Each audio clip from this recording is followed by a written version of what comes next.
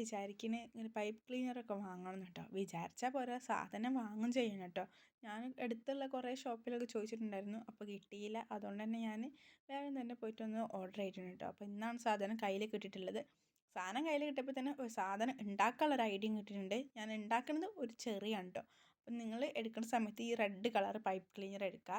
Total 2 pipe cleaner വേണം കേട്ടോ, red കളറുള്ളത്. അത് ഇതേപോലെയൊക്കെ ഒന്ന് കട്ട് ചെയ്തതിന് ശേഷം ഇങ്ങനെയൊക്കെ ഒന്ന് ഒട്ടിച്ചു കൊടുക്കുക കേട്ടോ. ചെറിക്ക് ലീഫും കളറൊക്കെ വേണ്ട, അപ്പോൾ അതിന് വേണ്ടി ഈ ഒരു ഗ്രീൻ കളർ പൈപ്പ് ക്ലീനർ എടുക്കുക. എന്നിട്ട് ഇതേപോലെയൊക്കെ ഒന്ന് മടക്കിയതിന് ശേഷം ഒന്ന് ജസ്റ്റ് ഒട്ടിച്ചു കൊടുക്കുക വേണം കേട്ടോ. ഒട്ടിച്ചെടുക്കുന്ന സമയത്ത് നിങ്ങൾ സൂക്ഷിച്ച് വേണം ഒട്ടിക്കാൻ വേണ്ടി. എൻ്റെ തന്നെ കൈ പൊള്ളിയിട്ടുണ്ടായിരുന്നു. പിന്നെ ഞാൻ ഇന്നലത്തെ ഒരു വീഡിയോയിൽ പറഞ്ഞിട്ടുണ്ടായിരുന്നു ഒരു സാധനം കാണിച്ചിട്ടുണ്ട് ഇന്നത്തെ വീഡിയോ എന്നുള്ളത്.